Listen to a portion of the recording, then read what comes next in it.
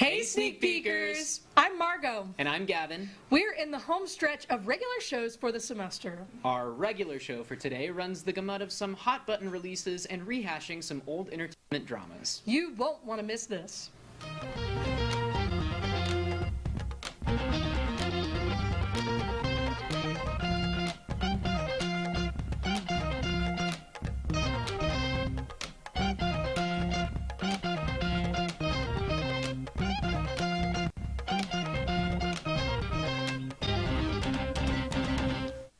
Desk, the Super Mario Galaxy movie surpassed Project Hail Mary as this year's highest-grossing film, raking in $629 million at the global box office compared to Project Hail Mary's $500 million. The two films have led to a 2026 domestic box office revenue spike of over $2.1 billion, marking the highest January through April revenue gain since the pandemic. Aside from the pandemic and the rise of streaming, another contributor to the decreased theater attendance is studio consolidation leading to fewer film releases, the most notable of which being the recent Paramount-Warner Bros. Discovery merger. This merger has received serious backlash from many notable figures in Hollywood. Over 1,000 Hollywood stars and creatives issued an open letter on Monday published by the New York Times opposing the pending acquisition. The letter states, "We are deeply concerned by indications of support for this merger that prioritize the interests of a small group of powerful stakeholders over the broader public good." The full letter, along with the names that signed it, can be read on blockthemerger.com. Paramount's guidance issued a long response on Monday, an excerpt from which says, "We understand the concerns raised as a result of the disruptions caused to our industry by COVID, entry of big tech, and changes in consumer behavior. But we promise this, Paramount remains deeply committed to talent, and this merger strengthens both consumer choice and competition." The overwhelming resistance from A-list stars raises questions about the future of the acquisition, which remains under review by the Justice Department for potential antitrust violations. In other news, live from London, it's Saturday night. It's Tuesday and we're in Austin. Saturday Night Live UK is officially in its first season.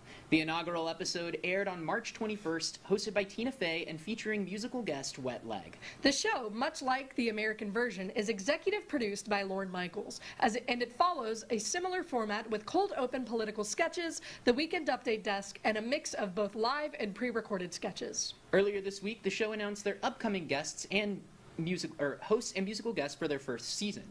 Bridgerton's Nicola Coughlan will host on April 25th alongside SNL veteran musical guests The Foo Fighters, and White Lotus's Amy Lou Wood is set to host on May 5th with musical guest British singer-songwriter Meek. The cast is comprised of up-and-coming comedians and actors rather than well-known names. The first few episodes were fairly well received by both Americans and British fans. The show is available to watch on Peacock in the United States. For this week's movie recommendation, I suggest watching Nirvana the Band, the show, the movie.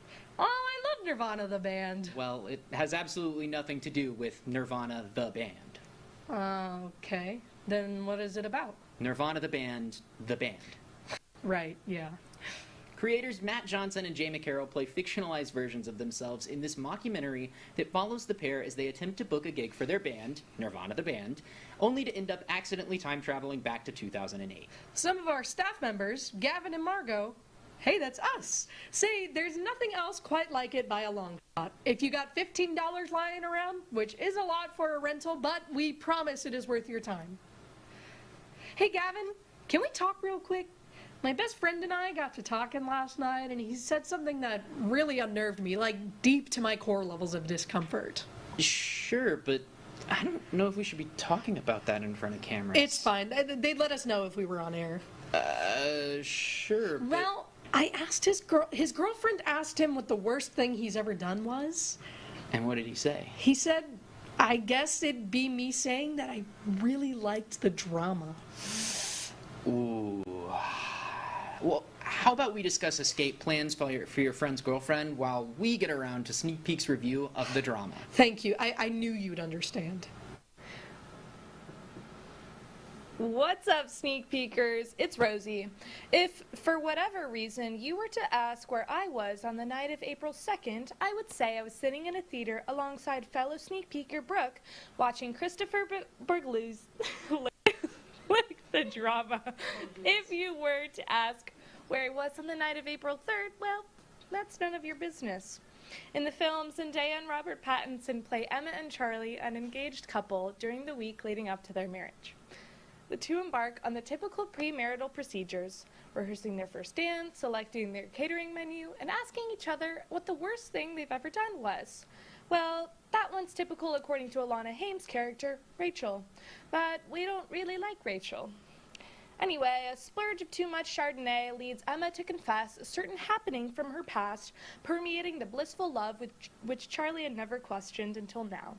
I won't spoil this happening, but it is shocking and divisive among both viewers of the film and characters within the film, thus the title, The Drama. Yet, I'm not quite sure if this twist should be the source of such drama. After all, this is coming from a Norwegian writer-director who sees the inner workings of American politics from a European perspective, making this occurrence, in my opinion, easier to sensationalize for a film. Borgley asks the audience how far love goes and if the events in our past stay in our present selves. This turmoil is explored through Charlie, who bumbles his way around, whilst Emma continuously requests a do-over. His character carried the key comedic aspects of the film, yet as I found myself enjoying his mishaps, my uneasiness from that thing led me to question the ethics of turning such an event into entertainment and a plot point. My inner controversy feeds into what I think Borgley wants the viewer to experience, yet the overriding problem arises from the fact that the ending was too sterile, thus glossing over the deeper implications of the story and its themes as a whole. As I'm familiar with the works of Joachim Trier and Lars von Trier, I can conclude that Borgley's style was distinctly Scandinavian. This overall aesthetic makes Cambridge, Massachusetts look like Cambridge, England, Europeanizing all aspects from cafes to costumes.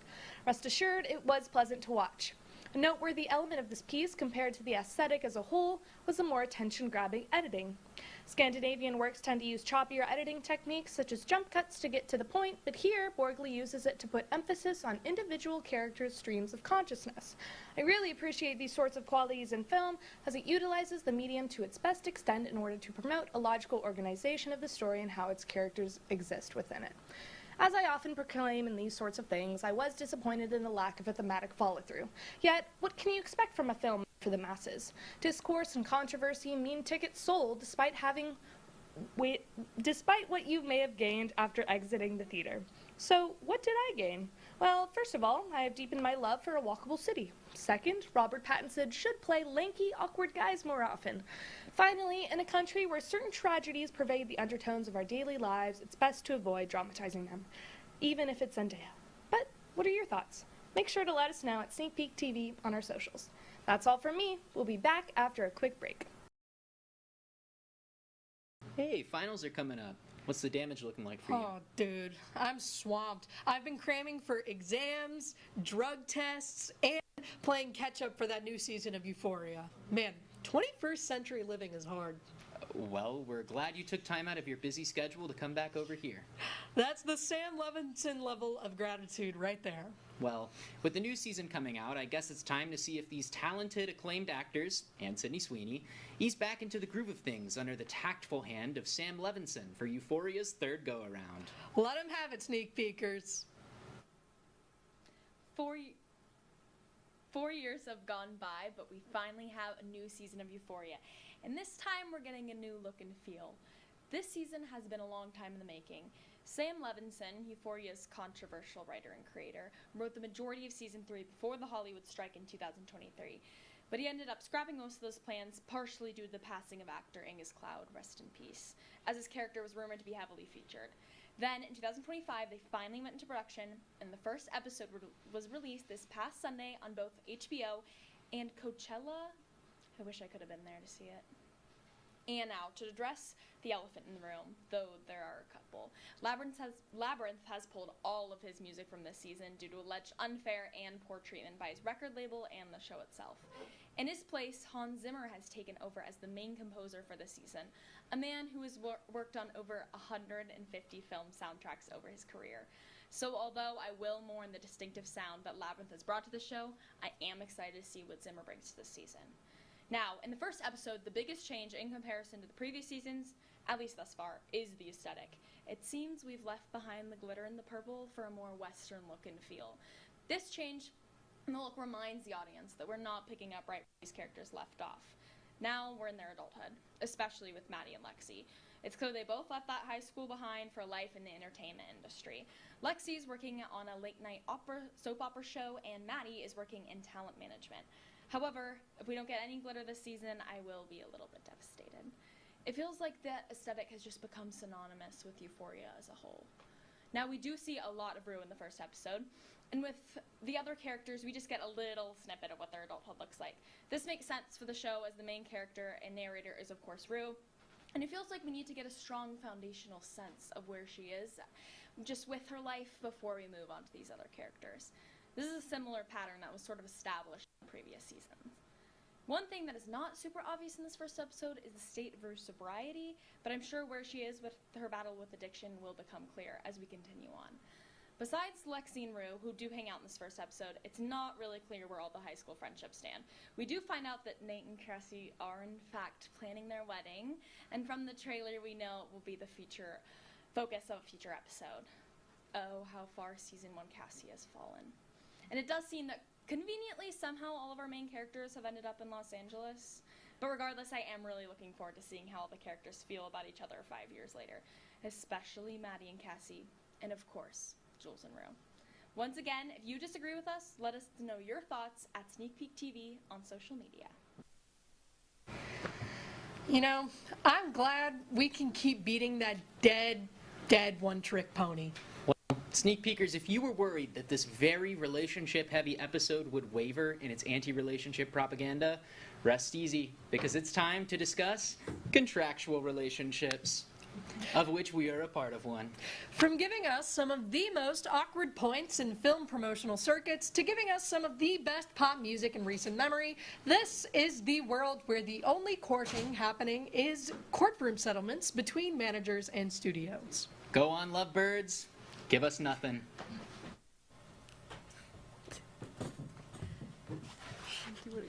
What's up, Sneak Peekers? It's Rosie. We're here to talk about something that isn't so obvious, but kind of is always on social media. Can't escape it. PR relationships. What are they? Who are they? We're about to find out. Yeah. Who am I with? Bridget. Carol. Let's dive in. All right. We have a first couple that we want to discuss. Wait, Bridget, you had a original prompt for this segment, which was Well, yes. So, the drama, right? They've had their whole, publicity run, and people have been praising Zendaya and Robert Pattinson because they're like, oh, they didn't fake act like they're in a relationship, like some people, Glenn Powell and Sydney Sweeney. oh yeah, So they were like, oh, they're actually being respectful of their significant others. Oh, yeah. and they're not being physical. Yeah. I was about to say, Robert Pattinson has a kid and Zendaya's married, so they can't really... Yeah, and Robert Pattinson did a similar run with Jennifer Lawrence for Damn I Love. If you guys were there last year, it was really fun when they did the lie detector test. I like that. So I guess it's I feel like they have a brother-sister relationship. Yeah, the Robert Pattinson charm. I feel. Yeah. Yeah, but that's not the case because, as we already brought up, we're talking about Sydney Sweeney for the second time this episode. Whoa, it's fun. We always talk about her on this show. It It's was just the gift that keeps giving. But her with our very own Glenn Powell, whenever that happened, I feel like people talked more about them than the movie itself. Yeah. Which was maybe to hide the quality of the movie. But That's how I heard of the movie. It was people talking about their that's relationship. that's how That's I why met I Sydney didn't want to Sweeney, watch because the I movie. didn't watch Euphoria, and that was the first time that I heard of her. So it was weird.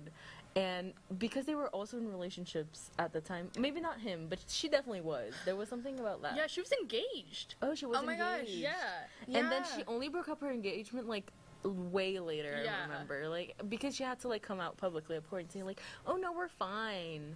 And then And then a she year started, later, that super was marketing herself as being that I'm was- available. oh yeah, that. And then Now she's dating some weird guy. Did you see that? Did you No, see that? who is she No. dating now? Someone. this guy named Scooter. Oh my, wait, I do know about this. I don't know who Scooter is. I don't know what He's does. the guy who allegedly screwed over Taylor Swift with her Allegedly. Oh, record with label. that's what I thought. I thought he was Yeah. in music. Scooter Braun. But also, he lost like all of his clients. Well, we're not gonna talk about Scooter Braun right now, but other relationships that we Well, can think yeah. of. We have some hotties. We are some hot talking hotties about in the beauty gap relationship relationship. spectrum. Beauty Because gap. beauty gap relationship think you is have usually PR. Some shorties that you want Yes. to talk about. We never understood really the timing of Sabrina and Barry. I feel like she was starting like to really like blow up, and then all of a sudden she's dating that man. Well, I think they both had their blow ups They're blow ups at the same at time. the same time ish, because he was doing Saltburn. it did feel very strategically timed. He was doing Saltburn. He was doing Yeah. something else, and then he gets cast for the The Needles. and then he Which gets, is crazy, And then he but- gets cast in the music video of the song that's for him, Yeah. which was definitely weird. That was clearly very well planned too, because all the girlies in the comments were like, "Oh, I understand why they're together now." I was like, Which What like are you no. seeing? Yeah, Like- and then they got a whole bunch of Sabrina fans to say that Barry Keoghan was really hot. That was weird. "Fake But news." yeah, we need to just PR. Oh yeah. Any last couples that we gotta bring up? I thought the like Margot Robbie Jacob Elordi thing. Oh, in the press Wuthering was Heights weird. Was a little bit weird. Like they didn't play it up too much, but it was like enough where it was like. And I just think it's You know- weird because they're from two generations of actors. I hate to say Yeah. it, but Margot Robbie, she's like in this a different. Like she was doing movies. She's with not in Leo. Sydney Sweeney's generation now. Yeah, Yeah. she was. In, And Jacob, we were Leo. just talking about Joey King. Like that's his age group. That's Exactly. he should be with the kids. And Margot's a little more veteran. And she's you know? married. Oh yeah, that's And that's her husband true. was a producer on the So film. I Also think that I think weird. that's always a good indicator. If they're in a relationship with other people and married, that's probably PR. cutest So, PR yeah. relationship. Thank you guys so much for joining Holland, us. We'll be Zendaya. back after the break. Dude, did you see that Abby Lee Miller is going to be at UT next week? Tickets! Where? Need? You're sick. You are a sick individual. She's not actually coming to UT, but your reaction tells me that you need some serious help. Dance Moms premiered in 2011. I was born in it, molded by it. Well, that's almost 15 years since we first learned of the Abby Lee Dance Company. And I'm wondering how those girls are doing now. Well, lucky for us then, we have some sneak peekers that are dying to show their findings. Hi. Hi. Welcome. Hi, Frankie. How are you? I'm Frankie. I'm the new addition to this It's panel. the exact same people with Frankie now. Frankie. We're here to talk about Dance Moms, one of my favorite.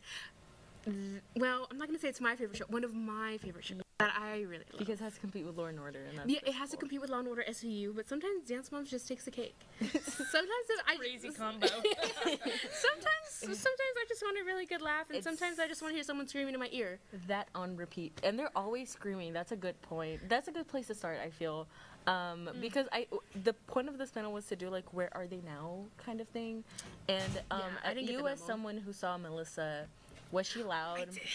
Yeah, Melissa was in Austin. Melissa was in Austin last month for South by, Very exciting. and we were also in Austin last month for South by, and Frankie got to see her. I did. I saw her, and then Maddie passed right behind me, and I was so starstruck because I saw her when she was like that, and now she's like that. Yeah, So, yeah. it was crazy. Are they our age? Or older? They're a little Mackenzie older. is like our age. Okay. Mackenzie. They're my age. Oh. I don't know. I'm pretty sure we're the same age. No, we're the same age, Bridget. It's fine. I don't think that's true. Bridget's like, I think she's 23, Bridget. Oh, I'm on live But television. anyways. Okay. we don't need to discuss my but I feel like- elderliness. Oh, there's no But elderly. the- No the elderly on our seniority body. in sneak peek. But what I think is that like there's like success gaps in the Dance Moms cast. Like we have Maddie premiering her movie that she's the lead on at the Paramount Theater, which is the biggest venue at South by, and then there's like Exactly. the other girls. Exactly. And Everyone I else. mean, No. I Don't do. diss JoJo like Besides that. JoJo, yeah. So JoJo was like, okay, JoJo kind of like threw her career away. JoJo was on the Great British Bake Off Stand Up to Cancer special last spring. JoJo's had an insane character arc. Okay. I do have to interject because Cameron from the later season, Oh, yeah, she's that's right. very, very successful. She danced in the Super Bowl, not Bad Bunny Super Bowl. Wait, so the she previous. actually still dances and is a She's- dancer. Yes, And a lot of them Wow. still dance. Like Maddie's movie is dance themed. A lot of her roles are dance themed. I feel like But like, she's the only. she's dancer slash. But also, she was in the Spielberg West Side Story, which is kind of like as successful as you can Maddie? be. I think Maddie. most She was one of the ensemble Oh. dancers. most of them aren't successful dancers, but they are successful. Ish. They're I very. mean, they all went to college. They're all college educated, and I think that's like something that we have. JoJo part of isn't. Success. Oh yeah, JoJo but that is checks off. neither is Mackenzie or Maddie. Well, JoJo was busy building a mo- brand. But like, That's true. but Nia went to college. Businesswoman. Nia went to college. Kendall, Chloe. Chloe, Kendall went to college where? I'm I'm sorry, I'm not. I judging think it Kendall, was but maybe- SMU or something like that. Sorry. Some disdain for SMU, y'all. We But love that's SMU here. That's kind of how I thought. I like, think it was I don't SMU. know. We need to like. Is Dance Moms a good way to start your career? Because it works No. for JoJo. Why would you ask that? But like a lot of people are Absolutely being not. famous for being wives now. But- Like Kalani had her whole like bride stuff. Did you see that? See, but the thing you have to think about it. Do you want to go through all that childhood trauma in order to be successful? Yeah. No, no. like every child actor ever. But that was like, Exactly. Yeah, it's kind of exactly. like any. I feel like Dance being- Moms was the last true, like, those children were damaged when they were on TV when they were younger. You know? I think that was one of the last generations of that. I feel Because like now after they're that so, they were like, What happened to that? We need to no, bring now that back. Now they're on YouTube on family vlogs. True. Yeah. Wait. Now That's they're on facts. YouTube, but like they were there in Children- cable television. Children are no longer being exposed on cable. It's now I on don't happened even to know that? if it's cable.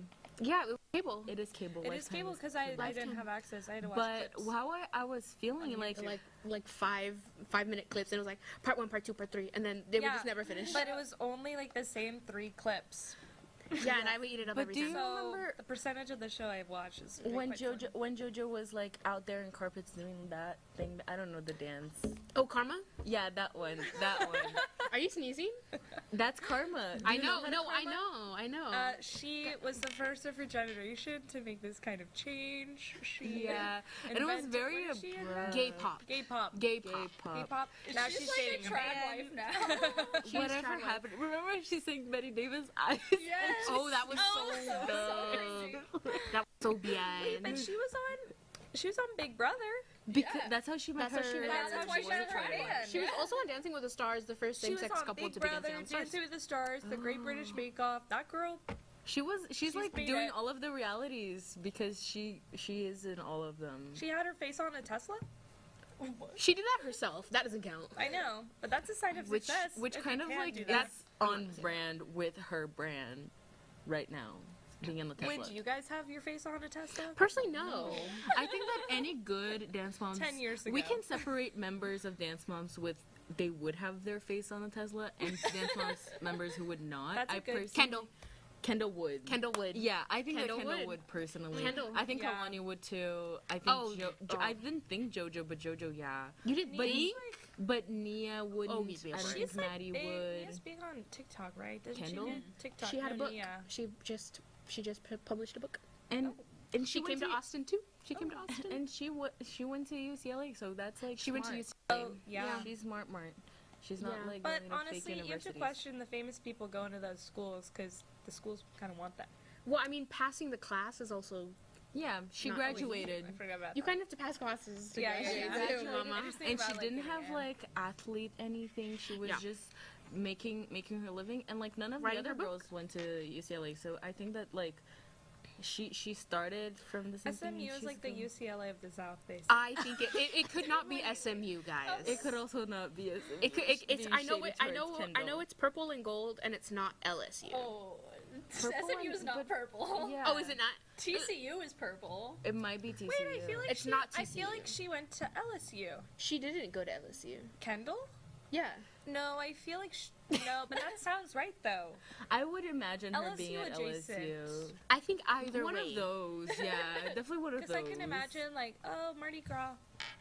And then like there's the other girls that went to they had like guest appearances in Dance Moms. Okay. Like Peyton, where are they? Asia, Sarah. Like what happened to them? Peyton just had a baby. Okay, I didn't know Peyton that. just had a baby. Asia is very successful in her music career. Sarah is a conservative right-winger. Which happens in the More Dance often Moms than now. not. Statistically speaking, Look at But- the it moms. makes sense. Like, Look at But the mom. moms, they have like their own little shows. I feel like the moms are definitely like making their living. Wait, like last thing, we need to identify which dance moms we are. Go. Speed round. who I identify Yeah, with. mom is? speed round. Which the mom? Okay, oh, okay. girl, I don't know You the don't know moms. her like Okay. that. Just know JoJo. Okay, we love you guys. Thank you, Sneak Peek, for thank you, Sneak Peekers. We love you. Bye. Wait,